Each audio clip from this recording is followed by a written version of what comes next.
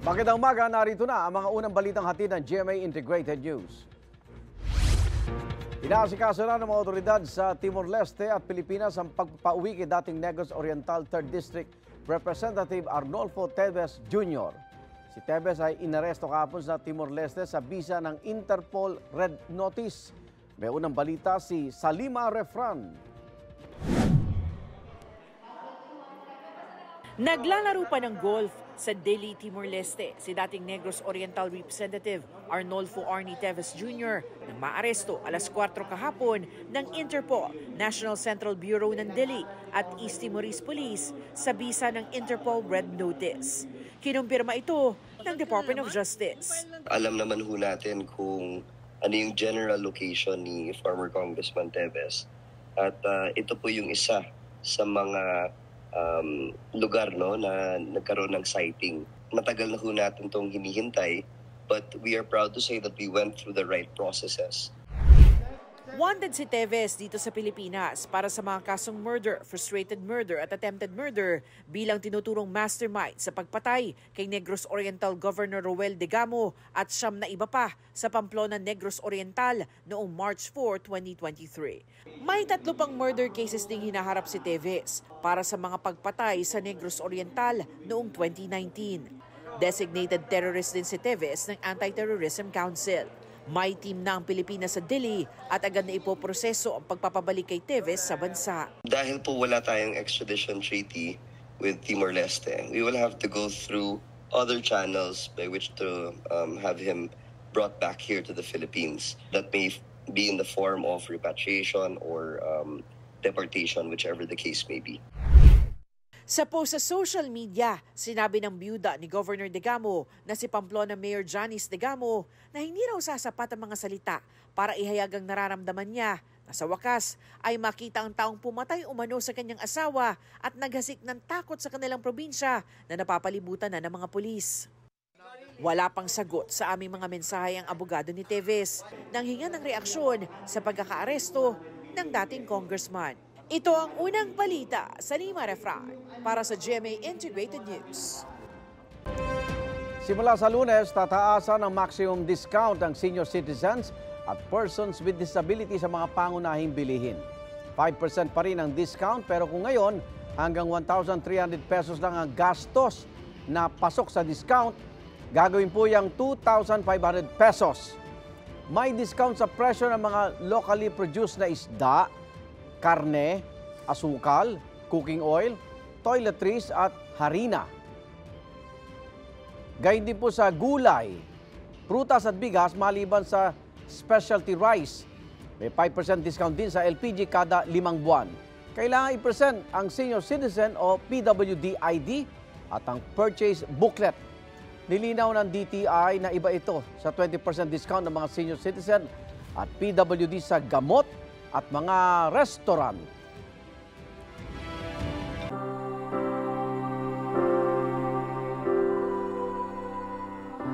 Price check na po tayo sa iba't ibang isda sa palengke dito po sa Metro Manila. Base po sa price monitoring ng Department of Agriculture, naglalaro mula 105 hanggang 220 pesos per kilo ang presyo ng bangus at tilapia. 180 hanggang 300 pesos naman po kada kilo ang presyo ng local at imported na galunggong. Ayon sa mga tindera mapa-dried o sariwa man na isda, asahan tataas ang presyo sa Semana Santa. Sa Zamboanga City Public Market, marami pa ang supply at mababa pa ang presyo ng isda ngayon. Mabibili sa 120 pesos per kilo ang matambaka. Ang bangus at tulingan nasa 140 pesos kada kilo.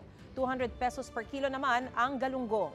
Ang danggit, nasa 250 pesos ang kalahating kilo, habang 140 pesos ang kada kilo ng tamban. Naglalaro naman sa 150 hanggang 200 pesos ang 1/4 kilo ng dried pusit. Habang 140 pesos ang kada kilo ng tamban. Naglalaro naman sa 150 hanggang 200 pesos ang 1/4 kilo ng dried pusit. Bumabiyahe na po pa probinsya ang ilan nating kababayan bago pa magsimula ang Holy Week. Ang sitwasyon sa Parañaque Integrated Terminal Exchange o PITX sa unang balita live ni Bam Alegre. Good morning, Bam. Kumusta ang sitwasyon ngayon dyan? Maris, good morning. Travel ha, kung di naman limitado ng leave kaya wala nang pasok at may balak naman talagang bumiyahe ngayong Holy Week, maiging ngayon na magsimulang bumiyahe dito sa PITX. Bitbit ni Jing Madirahe ang kanyang apo sa biyaheng San Juan, Batangas. Level up ang hirap pag may kasamang chikiting sa biyahe kaya naman ngayon nila piniling lumarga. Wala pang rush hour. Ang hassle, lalo't may bata, ang hirap magbiyahe kasi siksikan na, ang daming mga pasahero. Medyo punuan na yung bus. Ganito rin ang diskarte ni Louie Dorian. Biyaheng Baguio naman sila kasama ang mga anak. Dahil di pa gaano karami ang mga kasabay, maginhawa pa ang biyahe. Yung season na to talaga maraming nagbabiyahe. Eh ako hindi naman ako sumasabay sa ganun. Sa kataon lang. So ngayon hindi pa naman masyadong crowd kaya okay lang. Habang papalapit ang Holy Week, baka mas lalong maipit sa inyong mga biyahe. Tumataas na raw ang demand para sa mga bus. Pero sa mga susunod na araw, inaasahan maluwag pa naman makakabiyahe. Kailan nyo inaasahan sir na dadagsa yung mga pasahero? Siguro po mga Miyerkules Santo po. Pinaka-the best po kung talagang sila, Lunes pa lang bumiyahe na sila para hindi sila sa traffic o maubusan ng bus kasi minsan nagkakapunuan, napakahirap sumakay.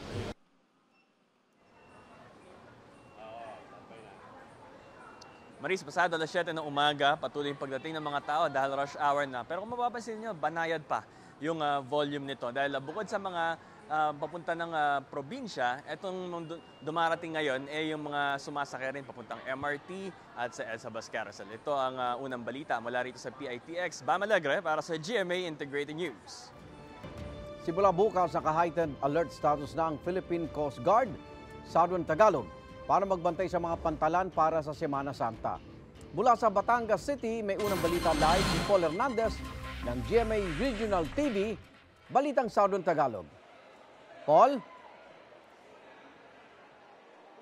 Igan, good morning. Kakaunti pa yung mga pasahero pumapasok dito sa Batangas Port. Heto, sa likuran ko, kung makikita mo ay wala pang masyadong pila doon sa ticketing area at mabilis na nakakabili ng ticket yung mga pasahero. Habang hindi pa mandagsa ang mga biyahero sa Batangas Port, nag-inspeksyon na si Philippine Ports Authority General Manager Jay Santiago sa Pantalan. Sa Martes Santo, inaasahang magsisimula ang pagdagsa ng mga uuwi sa probinsya. Ang inaasahan natin, hihigit sa 2 milyon yung mga kababayan natin babiyahe sa mga pantalang pinamamahala ng PPA. And we anticipate a 10% increase from last year's 1.8 million. Mas maluwag na passenger terminal ang sasalubong sa mga biyahero mula sa common area ng entrance at exit hanggang sa extension ng departure area. Mula sa dating 2,500 seating capacity, 8,000 pasahero na ang kayang ma-accommodate rito. Fully air-conditioned, maaliwalas at malinis. 3 ticketing zones na ang magseserbisyo sa mga pasahero.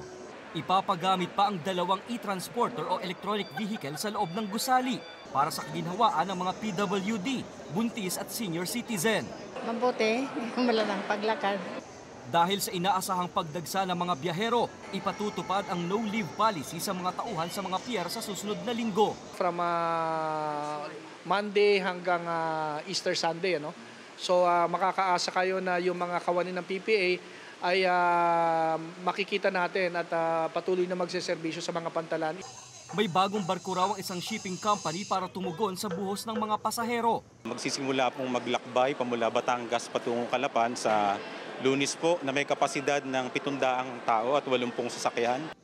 Samantala, simula March 23, 2024, itataas sa heightened alert status ng PCG Southern Tagalog ang kanilang hanay bilang pagtugon at pagpapaigting ng seaborne patrol at safety measures sa mga katubigan sa rehiyon. Target ng Philippine Coast Guard ang zero maritime incident sa paggulita ng Semana Santa. May Sea Marshals at karagdagang K9 units na magbabantay sa pantalan sa Batangas. Also our K9. There will be additional augmentation of K9 personnel here and their detection dogs para talagang mapaigting natin ang seguridad. Paalala ng otoridad, planuhing mabuti ang pagbabakasyon at dalhin lang ang mga mahalagang gamit sa pagbiyahe para iwas hassle. Kung magmamaneho, tiyaking nasa kondisyon ng sasakyan pati na rin ang sarili.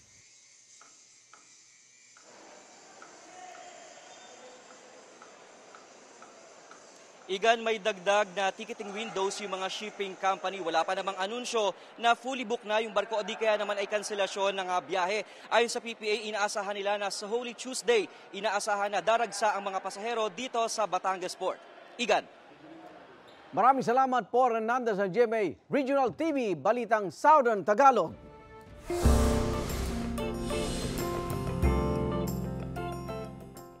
Base sa Department of Health, may nai-record ng 453 na mga kaso ng whooping cough o pertussis sa unang 10 linggo ng 2024. Ramdam ang sakit na yan sa Quezon City na nagdeklara na ng outbreak. May unang balita si Mark Salazar. 27 kaso ng whooping cough o pertussis ang naitala sa Quezon City noong 2023. 3 ang nasawi. Sa unang 3 buwan ng 2024, patuloy ang pagtaas ng kaso ng whooping cough o pertussis sa Quezon City. Nagdeklara na ng outbreak nito ang lokal na pamahalaan. As of March 20 this year, we already recorded 23 cases of pertussis. What is more heartbreaking is this acute infectious disease has claimed the lives of 4 babies.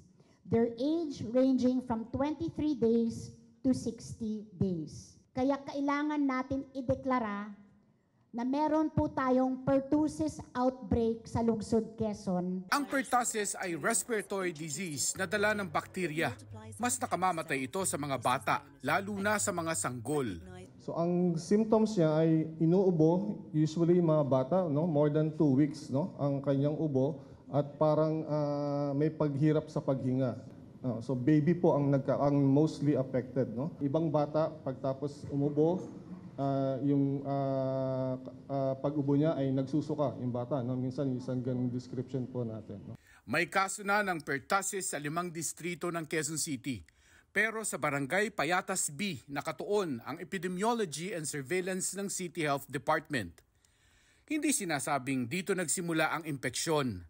Pero dito na paulat ang case number 1 ngayong taon. Magkambal po sila, no? So nagkaroon na rin po ng simptomas yung kakambal niya, no? So on March 8, the twin sister also tested positive for the pertussis. Naghahawa na yung kakambal. So unfortunately, ang isa po dito ay namatay. Nagkasintomas din ang 2 pang kapatid ni case number 1. Pinakwarantin ng LGU ang household na napuruhan ng pertussis.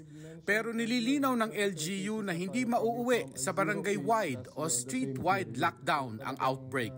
So ang pinakwarantin lang po natin ay yung within the household at merong longer contacts dun sa case natin. So yun po yung kinakwarantin natin. Nag-i-issue po tayo ng quarantine order o isolation order dun sa pamilya.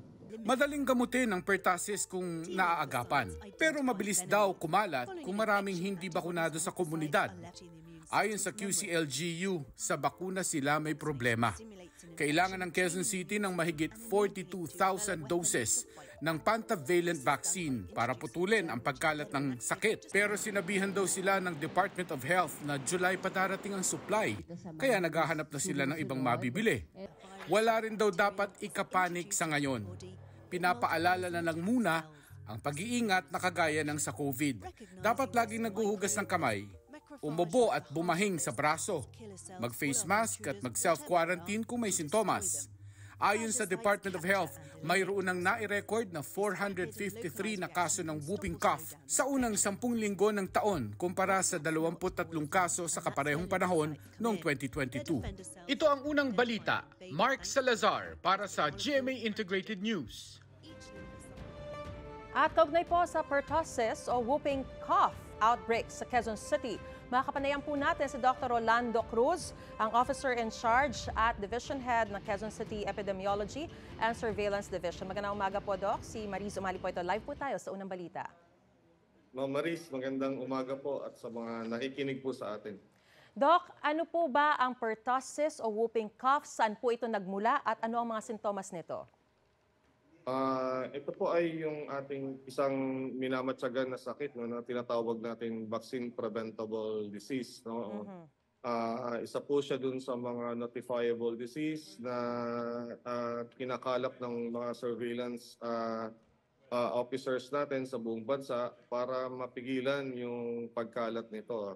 Ang whooping cough or yung pertussis ay isang upper respiratory infection na nakakahawa, no? Lalong-lalo na para dun sa mga bata, no? Mga younger population po natin. So, usually ang reservoir nito o saan nakukuha ay sa tao rin naman po ito. So, natural na po to na meron sa human, pero yun nga, pagka na-reach yung mga unvaccinated children, kaya po ito na kumakalat sa mga bata, especially doon sa mga less than 1-year-old. Pero Doc, sinasabi po na preventable o vaccine preventable disease po ito, pero hindi pa po ata tayo nakakakuha ng pentavalent vaccine na kinakailangan para rito. Paano po ito may iwasan? So yun po, kaya po tayo ang Mayor Joy nag-announce ng outbreak ng pertussis para magsilbing babala, no? Para sa ating mga magulang na mag-ingat po tayo, no? Especially yung ating mga baby na hindi pa nababakunahan. So ang reminders namin ay talagang dapat hindi nilalapit muna sa mga crowded areas, yung mga sanggol, nilalabas sa mga outside ng household para hindi sila ma-expose dun sa mga taong may probably na may dala na sakit na pertussis, no? Importante po yung pagsusuot ng face mask, no? Sa mga household, especially dun sa mga miyembro na merong sintomas, no? At wag silang lalapit dun sa mga sanggol o sa mga bata na hindi pa nababakunahan para sa sakit na pertussis, no? So yun po yung isang gusto naming ipaalam at this time na challenge pa po ang ating pagbabakuna laban sa pertussis. Oo, paano po ang mangyayari? Dahil nga sinasabi niyo po na hanggang ngayon ay challenge pa rin po itong pagkuha ng bakuna. Yung mga bakuna po ba in the past, like yung mga flu vaccine o yung mga COVID vaccine na ating nakuha, will also prevent us from getting this pertussis? Hindi po, no. So ito po ay isang bacteria na ang nagko-cause po nito ay isang bacteria, no. So hindi po katulad ng mga COVID-19 natin at flu vaccine natin which are viral diseases, no. So ibang klase po ang bakuna ng pertussis, no. Ito po yung tinatawag nating pentavalent vaccine na binibigay natin sa libre sa ating mga health center. Okay, so maganda malaman at least libre po ito. At ito po ba dahil sinasabi nyo mas common siya sa mga nakababata, may possibility rin naman na mahawa yung mga mas matatanda or medyo hindi naman po sila at risk dahil nga sa kabataan normally ito? Opo. Pwedeng mahawa ang mga adult o pwedeng magkaroon ng pertussis yung mga adult, pero probably because meron na silang bakuna, milder na lang yung kanilang klase ng ubo, no? Pero ang delikado po nito ay pwede silang makahawa, no? So makahawa sila dun sa mga batang hindi pa o kulang pa yung bakuna laban sa pertussis. So kaya yun po yung ating gustong sabihin sa ating mga kababayan na sobrang ingat po tayo, lalong-lalo na para doon sa ating mga baby. Kasi ngayon po, nakapagtala na tayo ng 4 na namatay, no? Puro po ito, less than 6 months old, no? So, nakakalungkot po yun sa ating lungsod. Alright, kailangan po ba magpatupad ng mandatory face mask ulit, gaya nung nangyari ng COVID-19 pandemic? Dahil nga po, ngayon medyo challenge pa po sa atin na makakuha ng pentavalent vaccine. At habang nangyayari po ito, kinakailangan po na syempre ang pag-prevent natin sa pamamagitan ng mga face mask. Yung pagsusot ng face mask ay para sa mga may simptomas, no? Pag kayo ay lalabas at kayo ay may simptomas at kayo ay nasa loob ng bahay, dapat po nag-face mask ka, especially may mga vulnerable na population doon sa inyong bahay, no? So ang mga health worker, no, pagka andun sila sa kanilang place of work, dapat po yan ay mga naka-face mask, no? At yung hindi lang pagsusot ng face mask, yung paghuhugas ng kamay, yung pag-ubo ng tama, yun po ay dapat ino-observe natin na mabuti. Pero hindi pa po kailangan gawing mandatory ulit? Hindi naman po necessary na mandatory ang pagsusot ng face mask, lalo-lalo na kung wala ka naman yung symptoms. Alright, maraming salamat po sa inyong panahon at sa impormasyong binigay niyo po sa amin. Dr. Rolando Cruz ng Quezon City Epidemiology and Surveillance Division. Magandang umaga po sa inyo. Maraming salamat. Nagdeklara ng measles outbreak naman ng Health Ministry sa Bangsamoro Region in Muslim Mindanao dahil sa tumataas sa kaso ng tigdas. Halos 600 kaso na ng tigdas ang naitala sa buong rehiyon. Ayon sa Deputy Minister ng BARMM Ministry of Health, kabilang sa mga dahilan ng pagkalat ng tigdas ay ang pagtanggi ng mga residente sa pagpapabakuna. Nakikipagtulungan na ang Health Authority sa mga religious leader para hikayatin ng mga residente roon na magpabakuna kontra tigdas. Halos 2,000 residente ang nasunugan sa temporary housing sa Barangay 105, Tondo, Maynila. At para sa detalye may unang balita live, James Agustin. James. Ivan, alas 5:26 ng umaga nang tuluyan ng maapula yung sunog na sumiklab dito po yan sa Aroma Temporary Housing sa Tondo, Maynila na sakop ng Barangay 105. Naging pahirapan, Ivan, yung naging operasyon ng Bureau of Fire Protection dahil bukod doon sa makitid na kalsada papasok sa residential area ay naubusan pa ng tubig ang mga fire truck. Mula sa malayo, kita kung gaano kalaking apoy ang lumalamon sa mga bahay sa Aroma Temporary Housing Barangay 105 Tondo, Maynila, pasado alas 10 kagabi.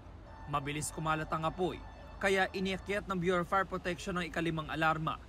Nasa 74 na fire truck nila at ng volunteers ang rumisponde. Ang ilang bumbero pumesto na sa bubong para malapit ang makapagbuga ng tubig.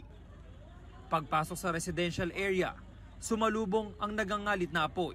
Gumapang ito mula sa Building 29 na 30 hanggang sa mga katabi pa nitong gusali. Kabilang itong Building 31 na 32 dito sa Aroma Temporary Housing sa naapektuhan ng sunog dito sa Tondo, Maynila. At kitang-kita yung lawak ng pinsala at sa laki nga ng apoy ay bumagsak na yung bubong nitong magkatabing gusali. Nagkukumahog ang mga residente sa paglilikas ng kanilang mga gamit patungong Mel Lopez Boulevard. Pero si Aling Meli, walang naisalbang gamit sa sobrang bilis daw ng pangyayari. Mahirap nga pero tinitiis ko. Pero salamat Lord na naligtas ako. Lumalis pa yung naliligtas sana yung aso namin kung hindi ako iniwanan ng amo niyang lalaki. Wala ring naisalbang gamit si Nohelia. Laking pasasalamat niya na ligtas niyang mahanap ang alagang aso na si Chan Chan. Binalikin po namin ng kapatid ko. Saan siya nakita? Din po sa mga sa bato po nakatago. Si Ani naman tumalon mula sa bintana ng kanilang bahay para makaligtas. Paglingon namin, lakas talaga ng apoy. Ito, sigaw na to ng sigaw sa akin. Sabi niya, Ani, tumalon ka na. Pabuti lang, may sumalo na 5 lalaki. Kaya pasalamat talaga ako dun sa taong sumalo sa akin. Kasi kung wala, hindi ko alam kung anong mangyayari sa akin kasi bagong opera ako eh. Sa kasagsagan ng sunog, nabasag ang windshield ng fire truck ng Basam Fire Rescue Volunteer.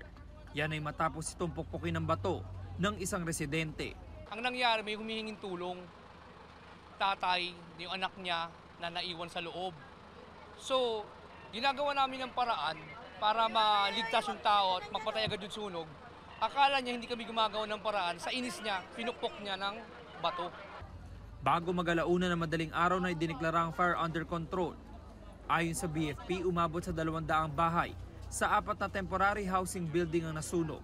Naapektuhan ng 600 pamilya, katumbas ng 1,800 na individual. Inalam pa raw ng BFP ang sanhi ng apoy na nagsimula sa Building 29.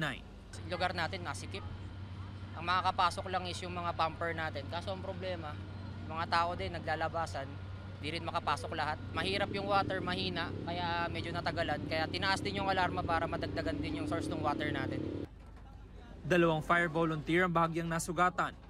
Sa pagtataya ng BFP, umabot sa 6.5 million pesos ang inisyal na halaga ng pinsala sa ari-arian.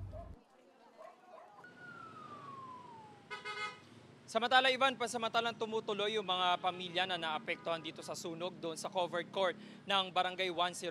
Pero hindi sapat yung espasyo, kaya hanggang sa mga oras na ito ay naghahanap pa ng ibang lugar yung mga taga-barangay na posibleng maging evacuation center ng mga naapektuhan dito sa sunog. At nananawagan din yung mga pamilya ng tulong kung sa mga gustong magbigay at magpaabot ng tulong ay makipag-coordinate lamang sa barangay. Yan ang unang balita mula rito sa Tondo, Maynila. Ako po si James Agustin para sa GMA Integrated News. At nakabalik na po sa kanyang pamilya ang 5 taong gulang na batang si Ali de la Cruz na nawala sa Angeles City noong March 17. At para i-detalye po kung paano nakita ang bata, makakapanayan natin ang ina ni Ali na si Helen de la Cruz at kapatid ni Ali na si Darius. At kasama rin natin si Janet Escalona, ang isa sa mga nakakita naman kay Ali. Good morning sa inyo. Good morning Good po. morning. Unahin ko muna si Helen, yung ina. Kabalen, kumusta na ni Ali? Kumusta po si Ali? Wala naman po ba siyang senyales na nakikita ninyo? Baka na-trauma yung bata sa naging karanasan niyang ito. Wala mo po, atin niya pong dita Ay, ka. Helen, nasa TV tayo, magtagalog tayo, ha? Kahit magkakaintindihan tayo sa Kapampangan. Kwento mo lang, meron bang nakikitang senyales ng trauma kay Ali? Atin niya pong meron po talagang konting sinyalis po na na-traumay po yung bata sa kanya. Tulad po ng ano yung mga napapansin niyo sa kanya? Palagi po niyang sinasabi yung tatay po niya, kasi po yung sinasabi po ng mama sa kanya na siya po yung tatay, kahit hindi po naman siya yung tatay.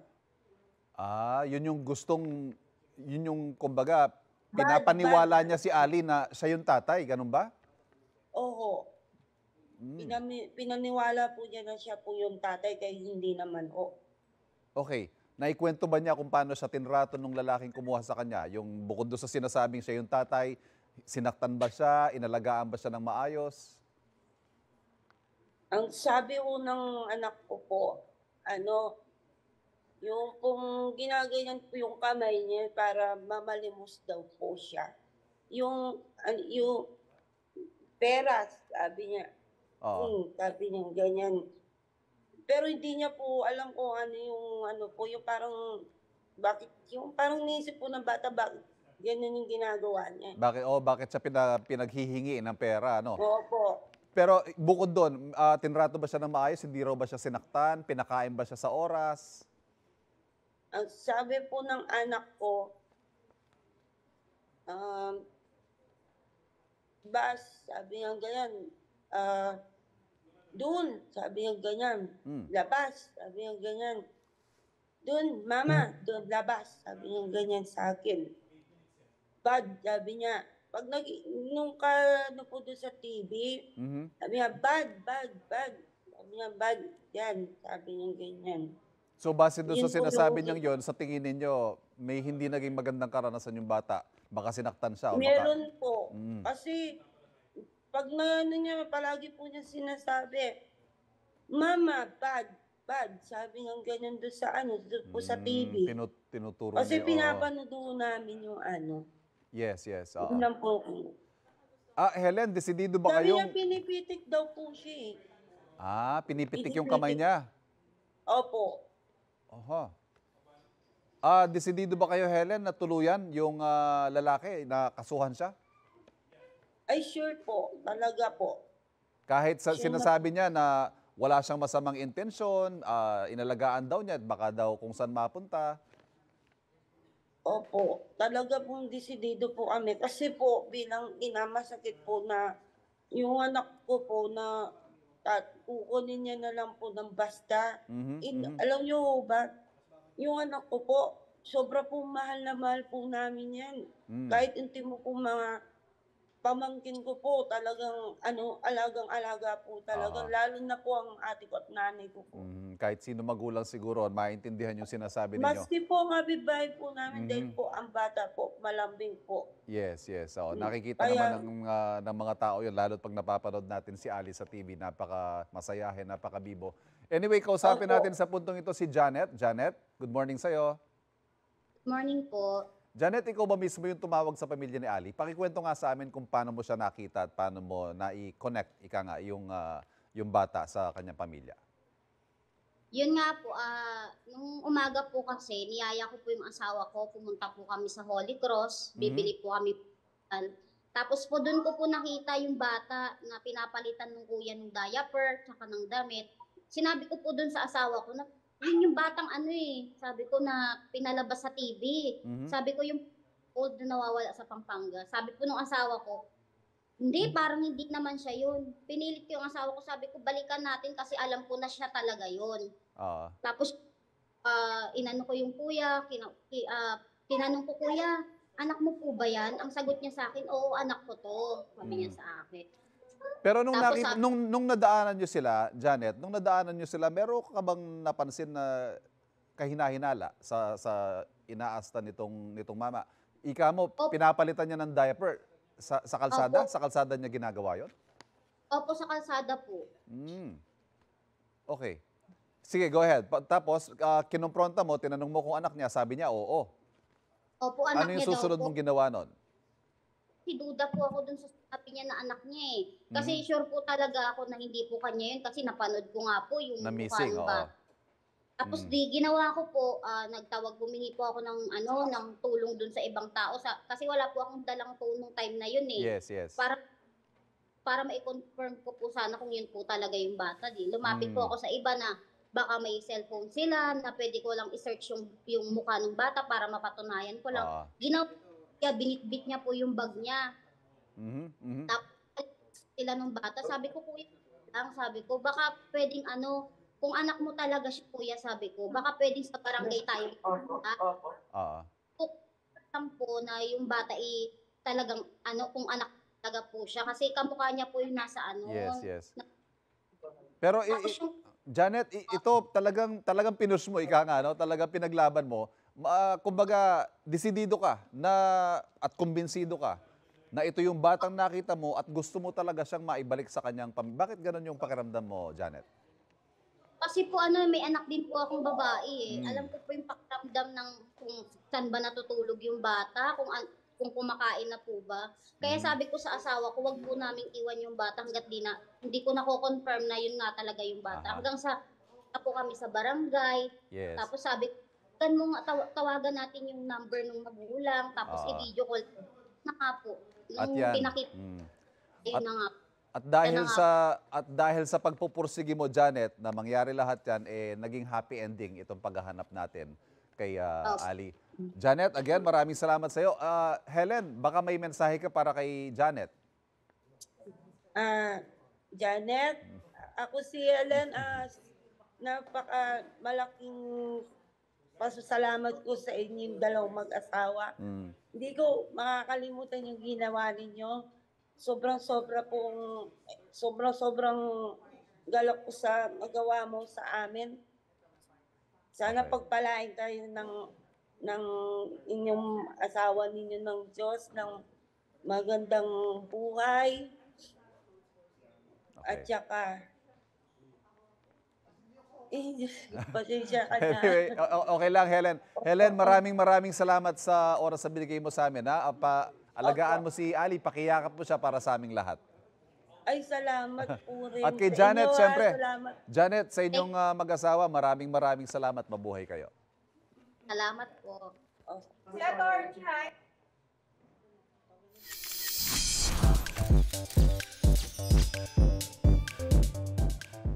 Vacation mode na ang ilang Kapuso Stars, kaya kanya-kanya na silang travel getaway plans para sa Semana Santa. Ang Sparkle Stars na sina Ashley Ortega at Shuvi Etrata target mag-beach. Excited din ang Sparkle artist na si Kate Valdez na bubisita sa Bohol at mag-free dive. Vacation mode na rin si Sangre Danaya Sanya Lopez. Looking forward daw siya sa kanyang intimate relationship with God ngayong Holy Week. Ang Running Man star naman na si Cocoy De Santos, sa bahay lang daw muna kasama ang kanyang family. Excited na rin daw siya na mapalabas ang Season 2 ng Running Man Philippines. Kapuso, para laging una ka sa mga balita, bisitahin at mag-subscribe sa GMA Integrated News sa YouTube. Sa mga Kapuso abroad, samahan nyo kami sa GMA Pinoy TV at sa www.gmanews.tv.